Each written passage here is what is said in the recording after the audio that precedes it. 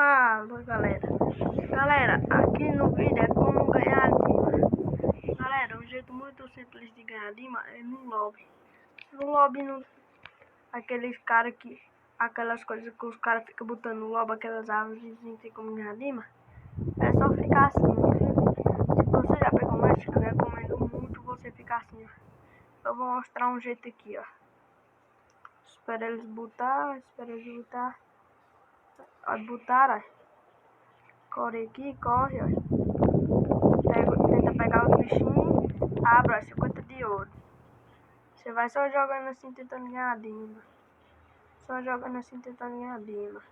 Olha um Dima, galera. Vocês ficam só jogando.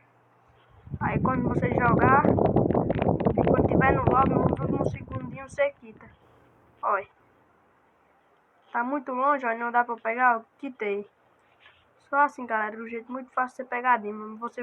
Você não perde muito ponto, vai perdendo de 3 em 3 pontos. Então, pra alguém que já pegou o match, só é jogar assim que você vai ganhar muito Dima. Falou, galera. E fui e tchau.